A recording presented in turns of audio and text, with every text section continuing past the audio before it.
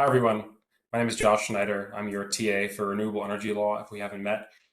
And I'm going to be doing a presentation on renewable energy programs in the state of Connecticut. But before I get into that, I want to take a second to talk about some of my experiences in this field, what motivated me to get into energy law in the first place, and in hopes that you might find some use in that. And if you'd like, you're welcome to reach out to me and we can discuss more. So I was motivated to attend law school originally because I wanted to mitigate climate change. I wanted to spend my career working on that goal. And having worked in public health and as a paramedic prior to law school, I wanted to kind of change up what I was focused on and go into the climate mitigation space, choosing specifically to focus on energy law.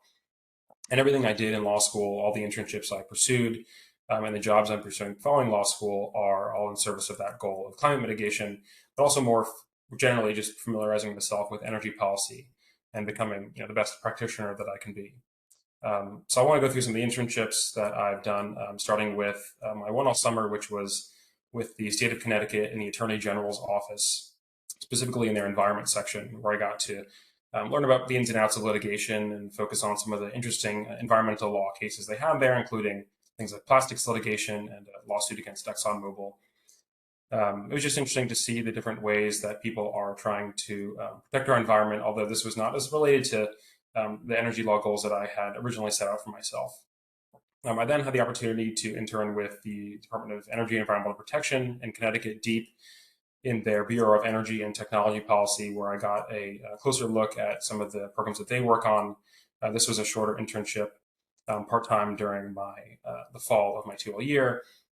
And then I had the opportunity later that year to go through the semester in DC program at UConn Law, where I interned with the Federal Energy Regulatory Commission, FERC, as you probably are now aware, if you weren't already, in their Office of Administrative Law Judges. And this was a great experience. I worked there full time for a full spring semester and really got to learn about how FERC operates and all the different things that the administrative law judges do there, including a lot of the rate cases that they do in their administrative law judge office. And I'll actually be returning there after law school as a law clerk. It's part of their 2-year law clerk program, where I'll be assigned directly to a couple of different judges and get to work on their cases and help hopefully write some decisions and attend and help manage their hearings. And then finally, last but certainly, well, actually, I have two more to mention. One is also the Department of Energy.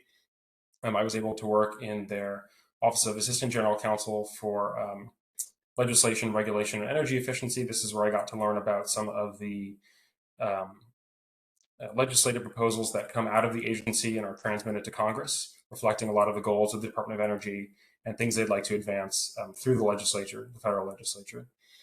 Also focusing on their energy efficiency programs and learning how big of an impact that really has on reducing energy consumption and how much it helps actually with mitigating or reaching our climate goals. So that was interesting and something I hadn't focused on before. Also learning about the rulemaking process and how regulations are promulgated at the Department of Energy, especially at a time when administrative law, as I'm sure many of you know, is changing so much.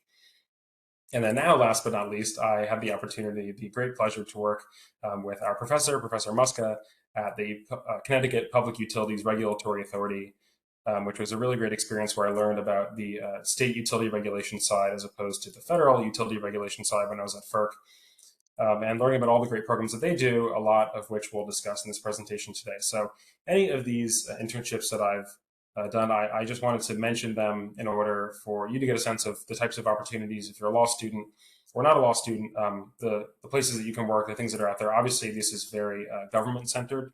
That's because I always had interest in working in state or federal government. But if you found interest in any of these places I worked, please reach out to me and we can talk about them more. But again, it was just to give a sense of the things that are out there and what you could potentially do with a career in energy law, especially if you're interested in policy and regulation. So now let's move on to the presentation.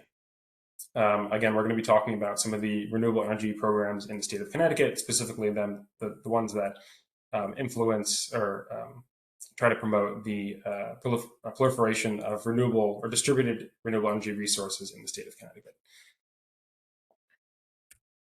So just to give a quick agenda of what we'll be running through, I want to give a little bit of context to start about the renewable energy transition. And then we're going to talk about three main programs. That is the Residential Renewable Energy Solutions Program, or RRES, the Non-Residential Renewable Energy Solutions Program, NRES, and the Shared Clean Energy Facilities Program, or SCEF. So again, just to give a little bit of context first about the renewable energy transition.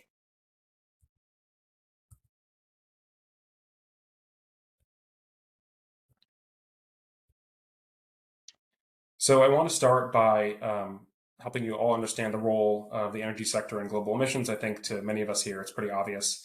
But as this table shows, the electric power sector remains a major contributor to carbon dioxide emissions in the US.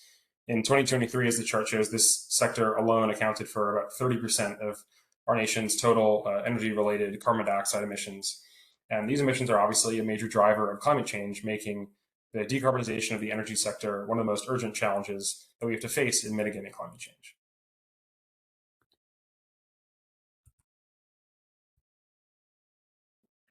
So, despite this imperative to transition away from fossil fuels, renewable energy sources, unfortunately, currently only make up about 9% of our total energy consumption in our country. This highlights the gap that exists between our climate goals and our current resource mix of energy on the grid. And to achieve these ambitious renewable energy goals that we've set out, states play a big role in employing a mix of different strategies to encourage development of both utility scale, which is the big ones, and utility scale renewable energy and distributed energy resources, which we'll talk about more what that means, or referred to as DERs.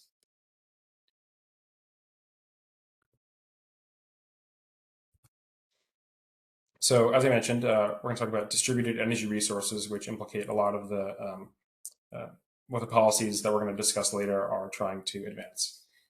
So DERs, just to define them, are small-scale power generation or storage systems that are located close to where electricity is used.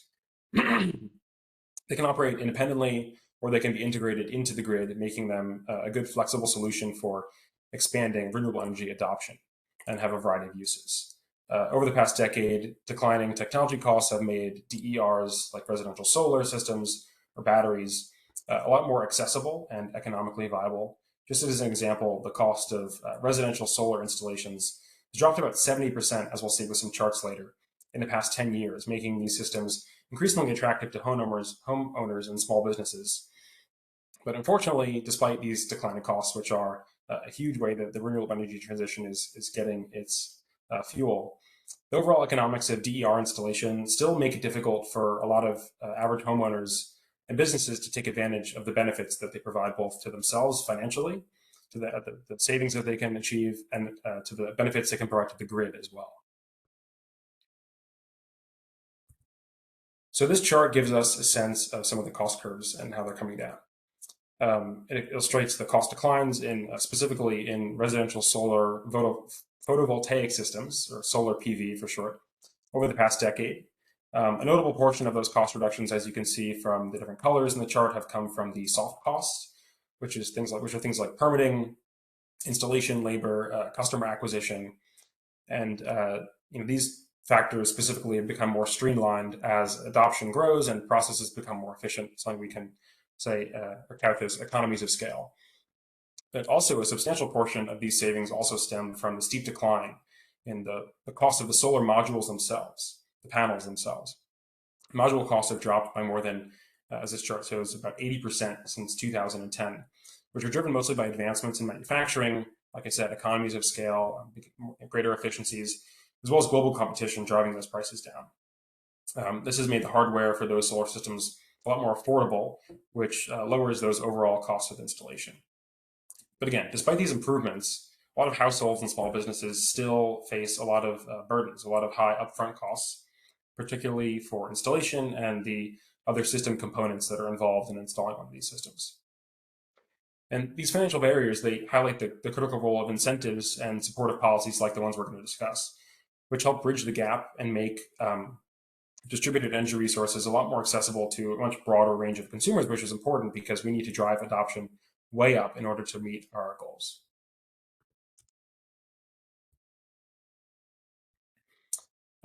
So as the last chart showed, so for that focused on solar PV, this one focuses on batteries. Advancements in battery technology are also making energy storage, which is important to pair with generation, a lot more affordable. This chart shows the steep decline in battery cell costs, which have fallen nearly 90% since 2010. Those are huge, huge cost declines. And affordable energy storage is pretty critical for DERs because it enables customers to store the excess energy for use during times when generation is low, such as at night or during cloudy days, in order to provide power during those times. So I want to talk about some of the challenges that, excuse me here, some of the challenges that come, oh, sorry, let me back up. So I want to talk about specifically how compensation is usually provided by the electric distribution companies, which are your utilities, your distribution utilities like Eversource and UI, for the energy that distributed energy resources like batteries or solar PV can provide to the grid. So typically it's been through something called net metering. This is a billing mechanism that allows customers with on-site DERs to do things like export excess electricity that's generated to the grid. And they can also receive credits on their utility bill for the energy supplies, often at the retail electricity rate. This is the same rate that you pay for kilowatt hour on your electricity bill. And it allows you to offset those electricity costs by using these credits, again, during times when the system is not generating, like at night. There are a lot of advantages to net metering. It obviously encourages renewable energy adoption because it allows pretty high compensation at that retail rate to folks that are providing energy to the grid through their DERs. And that then reduces your utility bills and can also support grid reliability because you have, it can help people kind of shed some load. So while you're providing your access to the grid, you're also providing a direct energy to your use in your home or wherever the DERs are hooked up to. And that can reduce load and shave some of those peak demands during those peak demand times. So while there are a lot of benefits to net metering, there are also some problems associated with it. And one of those is known as cost shifting. Now, cost shifting happens when people with solar panels save money on their electricity bills by sending their extra power to the grid.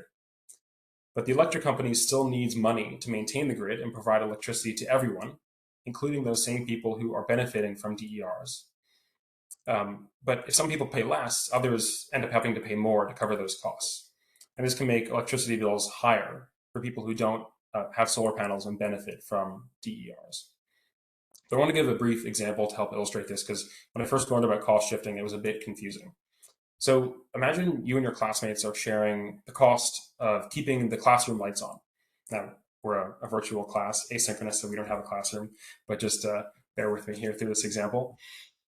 So everyone pays the same amount to cover that electricity bill. But let's say that some students bring in flashlights that they use for their light, and these flashlights are powered by solar panels. They don't need those classroom lights as much anymore, so they would pay less. That sounds fair because they're not using lights, they're using their flashlights that they brought instead. But here's the catch. The cost to keep the lights running for everyone else stays the same. That overall cost to maintain the grid of the lights in this situation is a fixed cost. It doesn't change. You still have to have the wires up and the switches, the light switches to make sure that the lights work, even though less people are using it. So now the rest of the class that are still using the overhead lights, not using their flashlights, have to pay more to cover the costs for the students with the flashlights. And that's what cost shifting is, when some people end up paying more because others are paying less. And in the real world, this happens with electricity. People with solar panels save money by using the power, their own power that they generate with their solar panels or their batteries, and sending extra to the grid. But the power company still needs money to keep the grid working for everyone, again, including those people that are benefiting from the solar panels. So people with solar panels might have to pay more to make up, or sorry, without solar panels might have to pay more to make up that difference. So this is one of the downsides to net metering, especially with those higher rates, those higher retail rates that people with those DERs are being compensated at. And so the programs that we're going to discuss today really try to remedy that. But first I want to give just one more example, and this is a real world example as opposed to my flashlight example. And that is a bill that was recently vetoed by Governor Newsom in California. So this is SB 1374, and which was ultimately vetoed. And I think it highlights the ongoing debate over solar energy policy in California, particularly around schools trying to adopt solar panels and the cost shifting concerns that ultimately led to this bill's veto. So, just briefly, SB 1374 was designed to make solar energy more financially accessible for California's public schools. Under the current rules, which still stand today because of that veto, schools that generate solar power must sell all their electricity to the grid at a lower avoided cost rate as opposed to that higher um, retail rate. So essentially, avoided cost rate is the cost that the utility avoids by buying power from an external source, like a wholesale typical generator, which doesn't have those grid costs baked into the retail rate, into the rate like the retail rates, which is lower. So the retail rates are higher, but the cost they buy from the wholesale is lower. So then they also buy back the electricity needs at a higher retail rate again. So this makes installing solar systems financially unattractive again because they were forced to buy at the lower rate instead of the higher retail rate. SB 1374 aims to fix this by allowing schools to offset their electricity use with the solar power they generate on site. This approach would have followed the same more favorable rules that currently apply in California to single family homes. And for schools, it would mean significant savings on utility bills, freeing up money to reinvest in classrooms and other educational priorities. Supporters of SB 1374, including the schools themselves, clean energy groups, and over 135 local elected officials argued that the bill was essential for helping schools cut their rising utility costs, which are a problem in California. And a lot of people pointed out that energy is the second highest expense for school districts right after the staff salaries. So with utility rates in California, again, among the highest in the nation, schools were looking for a way to reduce their expenses. Advocates also emphasize that solar adoption by schools supports California's climate goals, obviously, by reducing greenhouse gas emissions and relying more on those renewable sources generated on the rooftops of all the schools. I think about how much square footage is involved in all the schools in California and how much additional megawatts or even gigawatts that gets you. They also cited data from the California Public Utility Commission itself, which suggested that shared solar programs for schools and other non-residential customers haven't actually caused this significant cost shifting problem that we talked about earlier. But on the other side of the debate, the utilities, as well as Governor Newsom, raised concerns about that cost shifting problem. They argued that allowing schools to benefit from the more generous solar rules that would increase electricity rates for non-solar customers, essentially claiming that the bill would create this inequitable subsidy for schools at the expense of the broader ratepayer base, people like you and me, if we lived in California. The utilities also highlighted the need to maintain electric bill affordability as a priority for the majority of customers. So Governor Newsom vetoed this bill. He said that it would worsen the challenge of electricity bill affordability, and echoed that the utilities' concern, emphasizing that SB 1374 would lead to higher costs for most customers in order to subsidize the schools installing these solar systems. He did acknowledge the importance of supporting solar energy, but viewed the bill as a step too far in terms of this cost shifting problem onto the non-solar ratepayers.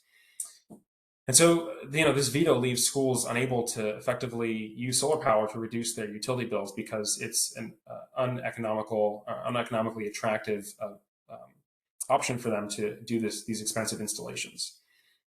And it reflects this broader tension with California's energy policy, which is balancing the need to incentivize renewable energy adoption with concerns about cost equity for all ratepayers. But for schools, however, unfortunately, it means fewer resources for education as utility rates continue to rise. So that's the story with SB 1374, which is an important case study looking at the complex dynamics at play here, a lot of which are mirrored here in Connecticut, which gave rise to some of the problems that we're now going to discuss. All right, so the first one we're going to discuss is RRES, or the Residential Renewable Energy Solutions Program. And we're going to talk about the purpose of the program, the regulation, or how it's regulated, how the program is compensated, what the eligibility and requirements look like, as well as how to enroll in the program. So what is RRES?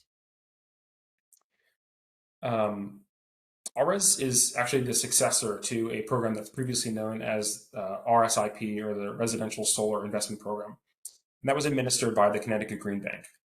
RSIP was designed to support the growth of residential solar in Connecticut, and RRES builds on that foundation to further expand renewable energy use in the state. Now, ours is unique in that it provides a way for residents with solar installations to sell both the energy they generate and something called renewable energy certificates, which we probably discussed in this class. That's the acronym for that is RECs, REC, RECs. And the RECs represent the environmental benefits of generating clean energy, as I'm sure many of you know. And the program offers two different structures that residents can be compensated for the energy they provide to the grid. The first is called the buy all structure, where the utility buys all, as the name mentions, buys all the energy and all the RECs generated by the solar installation. The second option is the netting structure, where the residents receive credits on their electricity bills for the excess energy exported to the grid, while the utility still purchases the REC. The program was established under Public Act 19-35 to promote renewable energy generation among Connecticut residents, residential customers, and is codified in Connecticut General Statute 16-244ZB, if you're interested in reading more about it, which provides a legal basis for the program's design and implementation. RES is administered by Connecticut's two main electric distribution companies, which I'm sure a lot of you are all too familiar with, Eversource and UI. And they handle the logistics of the program, including the management of the contracts with the customers. They oversee the payments and making sure that energy generation, that the energy generated aligns with the state's grid and renewable energy goals. In short, RES is a structured pathway for residents to participate in Connecticut's clean energy movement by making their solar power that they generate on the roofs available to the grid and getting paid for it in a way that benefits both them as a consumer and the environment and Connecticut's renewable energy goals. So who regulates this program? PURA is the short answer, is the main regulator for the RES program. And their role is crucial. They ensure that the program complies with Connecticut's legal requirements as outlined in the law and policy goals more generally. This means that they're focused on making sure the program aligns with our environmental goals and consumer protections. In other words, PURA works to balance the needs of customers, the integrity of the grid, and the state's renewable energy ambitions. PURA's involvement started with what's called the authorizing decision in docket number 20-7-1. And this decision essentially laid the foundation for the RES program in Connecticut. And with these three programs that we're going to focus on, RES, NRES, and SCEF, you'll see that there was an authorizing decision that started it all off.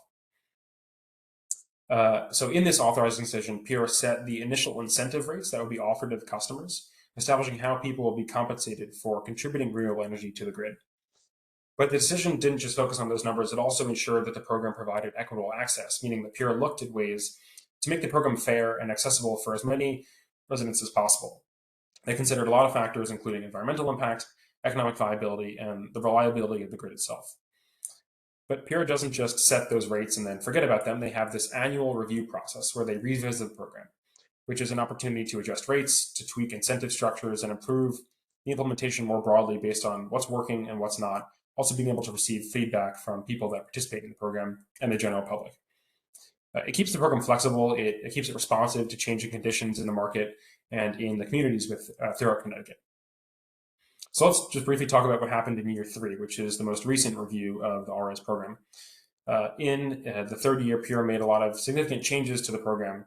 First, with the increase in the buy all tariff rate, which is the rate, again, that customers receive if they sell all of their renewable energy back to the grid.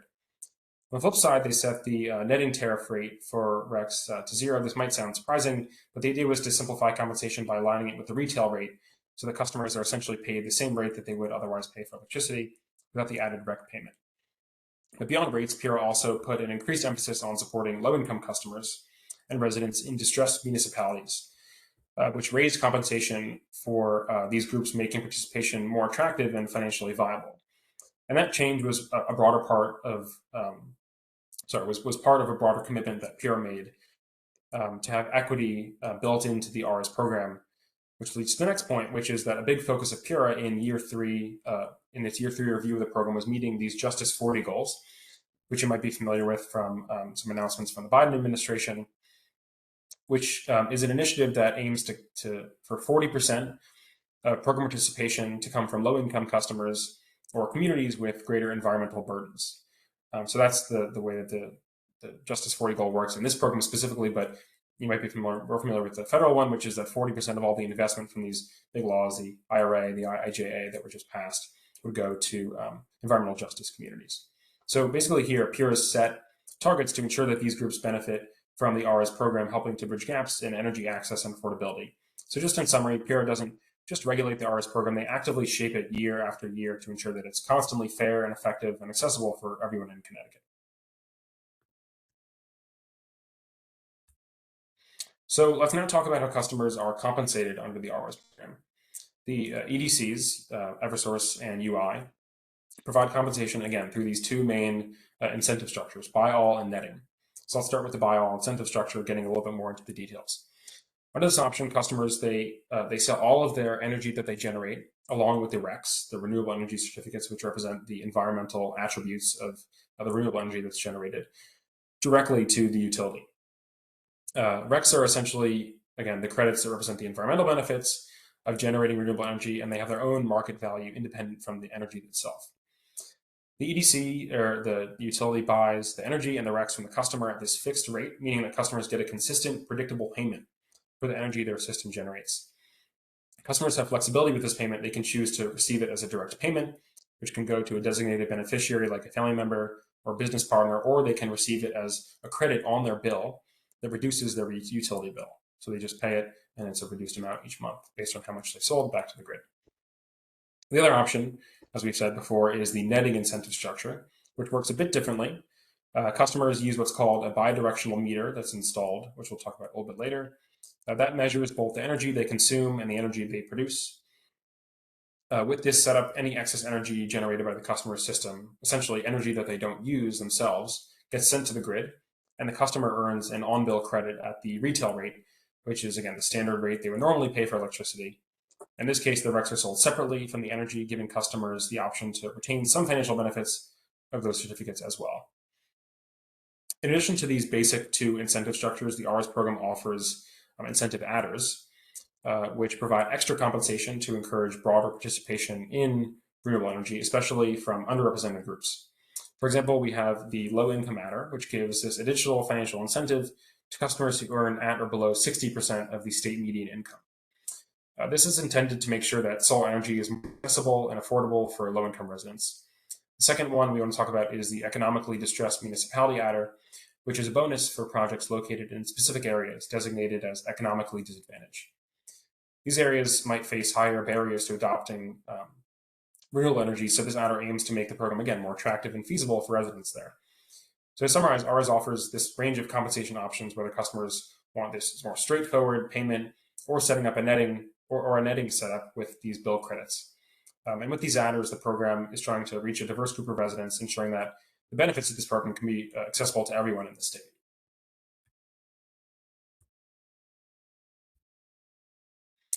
So let's talk about who qualifies for the RS program. There are a few key eligibility requirements, so let's walk through each one. First, there is the installation date requirement. So to be eligible for RS, a project has to be installed after January 1st, 2022. This means that if someone already had a solar installation in place before that date, unfortunately wouldn't qualify for the program unless they meet other specific requirements, which you can read about more in the materials. Additionally, if they want if the project previously received incentives, like under the predecessor, RSIP program, it isn't eligible for RS. This ensures that the program primarily benefits new installations rather than double compensating older systems. Next, the system has to use Class 1 renewables. Class 1 refers to this category of renewable energy technologies defined within Connecticut's RPS, or Renewable Portfolio Standard. So for a system to qualify as Class 1, it typically needs to use technologies like solar PV, which is what most of us think of when we think about residential solar panels that you see on people's roofs. This requirement helps ensure that the program supports clean, renewable energy that aligns with the state's environmental goals and not something that is perhaps not 100% renewable. Lastly, we have this maximum nameplate capacity. You might have heard this term before, especially if you work in the industry, but it basically refers to the maximum energy output that a system can produce under ideal conditions, such as full sun for solar panels. Think of it as like the peak output of a system. So for RES, the cap on the nameplate capacity is something that must not exceed 25 kilowatts, or kW, as I'll refer to it throughout the presentation. This limit keeps the program focused on these residential scale projects rather than larger ones that might be more appropriate under the NRES, non-residential program. So just to sum up, Eligibility for ROs depends on a few specific criteria: the installation date, the use of approved Class 1 renewable technology, and then staying within that 25 kilowatt nameplate capacity limit.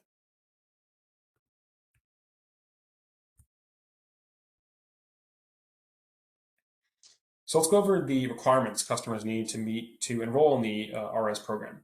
There are two main areas to cover here: the energy assessments and the system size and characteristics. So with energy assessments, to be eligible, customers need to complete an energy assessment. This can come in a few different forms. They can complete a home energy solutions assessment, which is a program in Connecticut to help homeowners identify ways to improve their home's energy efficiency. Excuse me. The other option is the Department of Energy Home Energy Score. This is a scoring system from DOE that assesses a home's energy performance. And finally, people can use the Weatherization Assistance Program, which is a federal program that helps improve the energy efficiency for low-income homes. For most homes, this assessment is a crucial first step to joining the program because it ensures that the home is already optimized for energy efficiency before adding solar. There are a couple of exceptions here. Homes that were built after 1980 may be exempt from this requirement, since newer homes are generally built to be more energy efficient by design. There's also this good cause exception for certain applicants or who may not be able to complete the assessment for specific reasons outlined in the program documents.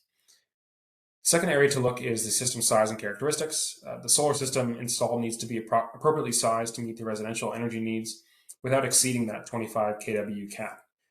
This is designed to keep the program focused again on residential rather than commercial installations. However, the allowable size may also be influenced by additional electrification measures in some homes. For instance, if a customer has a plan to install an electric vehicle charging station in their home or a heat pump, which are both high energy users, they may be allowed to have a slightly larger system to accommodate this extra demand. So in summary, the RS program has these requirements to ensure energy efficiency as well as appropriate system sizing, keeping it focused on residents and making sure that they generate the right amount of clean energy for their homes if they want to benefit from this program.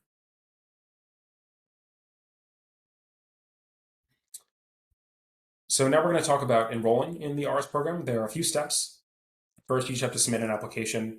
The second is executing this interconnection agreement, which the specifications for are laid out in the program manual, as well as providing a bunch of different pieces of documentation to the utility in order to get you enrolled in the program. So specifically within this interconnection process, projects have to comply with these general and Connecticut distributed generation interconnection guidelines, which outline a number of safety and technical requirements to make sure that things are interconnecting to the grid in a safe way that doesn't harm the reliability of the grid. Lastly, there are metering requirements, so customers have to install the right meter. So for the by-all tariff, this would be a production meter, which tracks your usage, or the bidirectional meter, which would allow you to calculate the amount that you generate, the amount you receive, so that it flows in this bidirectional way, which allows you to the utility to properly calculate how much you're using and generating for the netting incentive. So that is the majority of things I want to cover with the RS program. Now I want to cover the NRES program, which is kind of parallel to the RS program with a few slight modifications. So we'll cover some of the same things that we talked about with the RS program, but moving through them a bit quicker. And then we'll cover some of the key distinctions with the NRES program. So what is NRES? NRES is Connecticut's comprehensive initiative to support adoption of renewable energy technologies among our non-residential customers, so people that are not people like you and me in homes. It was established as a successor to two previous programs, the LREC and ZREC programs, or Low and Zero Emission Renewable Energy Credit Program, and our virtual net metering program, which is typical net metering that we talked about earlier in the presentation. These programs were effective in some respects, but they were distinct, different from each other, and often complicated to manage. So the NRES program simplifies this by integrating elements of both programs into one unified structure. It was authorized under Public Act 1935 and was updated by Public Acts 2214 and 23102, and is codified in Connecticut General Statute 16-244Z if you want to read more about it. These updates extended the program to include features like larger project sizes and streamlined the tariff structures. Eligible customers include commercial businesses, agricultural operations, municipalities, and state institutions. And just like the RS program, the program operates on two main compensation models. We have the by-all tariff, again, and the netting tariff, just like the RS program. So the NRES program is designed to align with Connecticut's broader renewable energy goals, like, again, fostering the growth of Class 1 renewables and promoting inclusivity by encouraging participation from underserved communities and supporting greenhouse gas reduction. And we'll talk about some of the specific ways that this program has been designed to support those goals. So just like the RS program, we'll talk about who oversees NRES. It's overseen by PURA. PURA plays a pretty critical role in establishing the regulatory framework, just like RES, which includes approving the tariffs, setting up the guidelines for the competitive bidding processes, which we'll talk about, and designing the general program rules. So PURA ensures the program operates efficiently and aligns with Connecticut's broader energy policy goals as outlined in the statutes we mentioned in the last slide. One of PURA's key responsibilities is conducting, again, this annual review of the program to ensure it continues to meet its objectives that are outlined in the statute. The process includes evaluating metrics such as program participation, equity, and whether the program is achieving cost effectiveness. It was first authorized in docket 20-7-01, and the most recent year 3 updates were issued in docket 230803. So PURA, again, oversees this program at a policy level, but the day-to-day administration is handled by Connecticut's EDCs, again, Eversource and UI, which manage the solicitation process, which involves competitive bidding for medium and large projects, and then the first come, first serve applications for the smaller projects.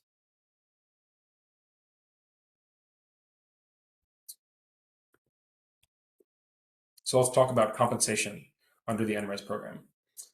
NRES offers two primary compensation models, again, the buy-all and the netting option, each tailored to accommodate different project designs and customer needs. So let's just review them again for good measure. Under the buy-all model, customers sell all the energy and all the RECs, which are the renewable energy credits, generated by their system, their solar PV, their battery, directly to the grid. In return, they received a fixed payment for every kilowatt hour, megawatt hour of energy produced. The customers then buy their electricity from the grid as usual if you don't have any solar panels on your roof, essentially separating the production and the consumption processes from each other. The netting option, again, we'll explain it one more time, works differently. Here, the energy produced by the customer's renewable energy system is used to offset their on-site energy consumption. And if the system produces more energy than the customer consumes, the surplus is exported to the grid, and then the customer earns credit on their utility bill for that excess that's exported to the grid. The credits can roll over month to month, providing some flexibility and long-term savings for the customer. And additionally, these REC payments are calculated separately and issued quarterly. The project size also determines how compensation is awarded. So small projects up to 200 kilowatts are compensated on a first-come, first-served basis at these fixed rates, ensuring simpler participation for smaller scale installations. And then medium projects, and large projects, and we'll go over the specific figures for those later, go through this competitive bidding process where bids are evaluated based on their cost effectiveness and compliance with established price caps. Again, we'll talk about all those in a second. This tiered structure, combined with the flexibility of the compensation models, again, which we'll talk about in a second, ensures that it can accommodate a wide range of customer types and project scales from small businesses to more large-scale developers.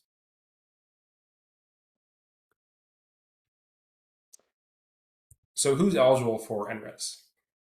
The program is open to non-residential customers that are served by Connecticut's electric utilities, which include commercial businesses, agricultural operations, municipal entities, and state institutions. So collectively, those three of those four, the state, agricultural, and municipal customers, are referred to as SAM customer, SAM, within the program framework. And one notable benefit of the SAM customers is their ability to allocate energy credits to other what's called beneficial accounts. So for example, a municipality with a solar project, let's say on a school, can distribute its energy credits up to 5 additional accounts, which might include critical facilities like fire stations or other properties connected to the same microgrid. The flexibility is particularly valuable for municipalities or agricultural operations, which seek to optimize energy use across multiple locations.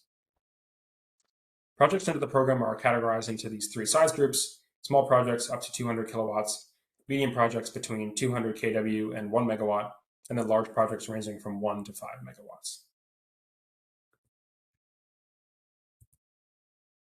So to participate in the NRES program, you have to meet some key requirements that applicants, that will ensure that the projects are feasible and aligned with the program rules.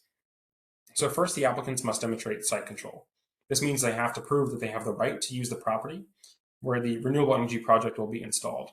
And you can establish site control in a variety of ways, including ownership of the property, a lease agreement, or a formal agreement with the property owner. But for certain projects, an energy assessment is also required. This assessment helps determine the appropriate size of the system relative to the customer's energy load. And the program uses these assessments to ensure that projects are right-sized and deliver maximum benefits without being overbuilt. So for medium and large projects, those between, again, 200 kilowatts and 5 megawatts, participate in competitive bidding, and there are additional financial commitments that are required.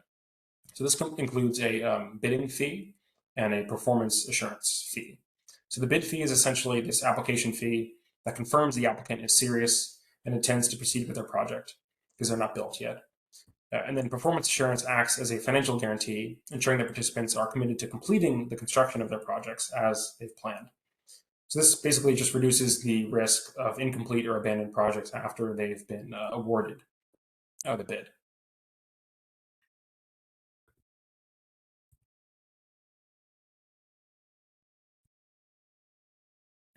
So the NRES program also offers a structured and transparent approach to compensation, tailored to the size and type of the renewable energy project.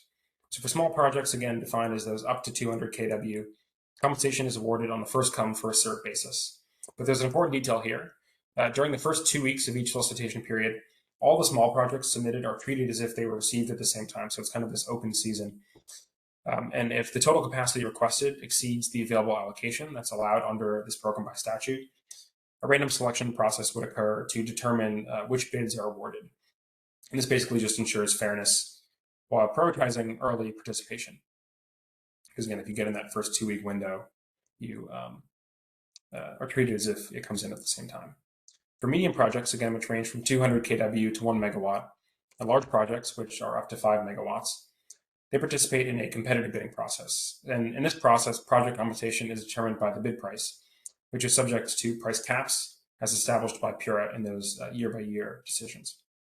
These caps, again, are reviewed annually, and they ensure that they reflect market conditions and program objectives, like achieving the least cost outcomes and fostering inclusivity of different generators and project owners.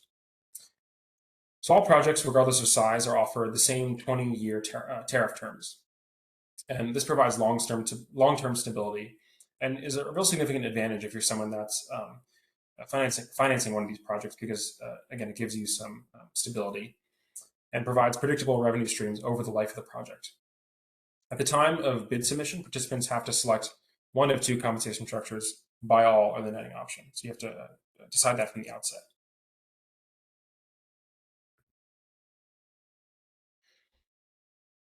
So the NRES program uses a well-defined process for project selection and capacity allocation that ensures fairness and efficiency.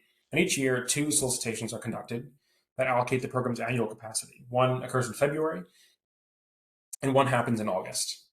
In that February solicitation, 60% of the annual program capacity is allocated, and that ensures that the majority of the capacity is available earlier in the year, providing applicants sufficient time to complete their projects. The August solicitation then allocates the remaining 40%, along with any unused capacity from the February round. And this rolling process ensures that no capacity is wasted and that all available megawatts are distributed efficiently. Capacity is allocated on a project size, small, medium, and large. Based on project size, small, medium, and large, and the EDC territory, which is divided between, again, Eversource and UI. So for example, in year 3, Eversource was allocated 60 megawatts for their small, medium, and large zero emission projects combined, while UI was allocated 20 megawatts. So then within those allocations, medium and large projects compete through the bidding process, while the small ones are again awarded on this first come, first served basis. Additionally, certain capacity is actually reserved for those SAM customers, which is again state, agricultural, and municipal customers. And that helps ensure inclusivity and equitable access to the program for these really critical public and agricultural entities, which provide a lot of value to the state. The program also prioritizes capacity allocation to projects in underserved or environmental justice communities, again, aligning with those Justice 40 goals of achieving 40% deployment in this program in disadvantaged communities. So by splitting the capacity allocation into 2 rounds and tying it to project size and EDC territory, the program promotes a more balanced approach that fosters participation across a diverse range of projects and customer profiles across the state of Connecticut.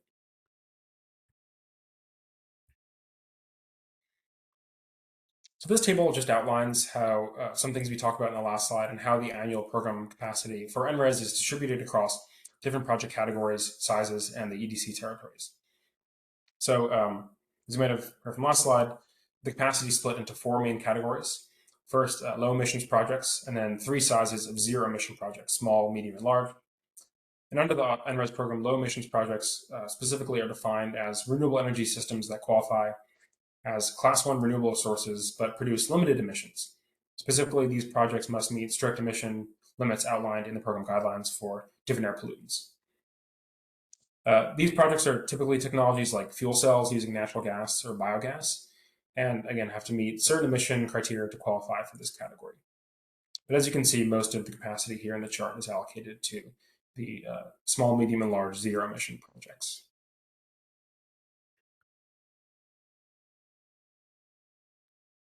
So like the RS program, metering and interconnection are really critical components of the NRES program that ensure that there's accurate energy tracking and safe integration into the grid through the interconnection process.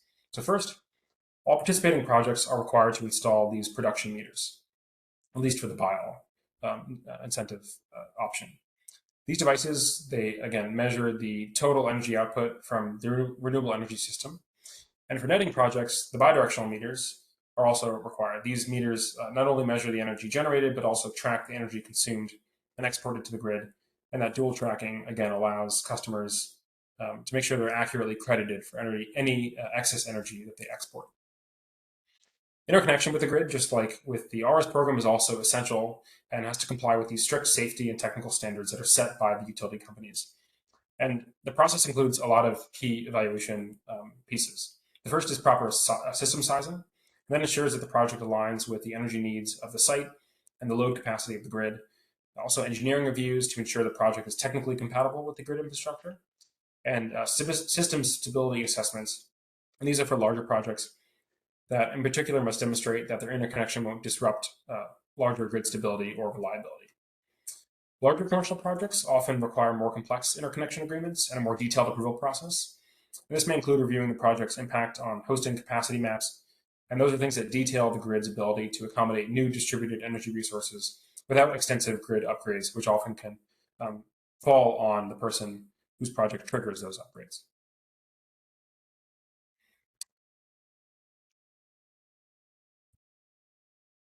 So the NRES program also recognizes the unique value of certain innovative and location-specific projects and offers them tailored incentives to ensure their development.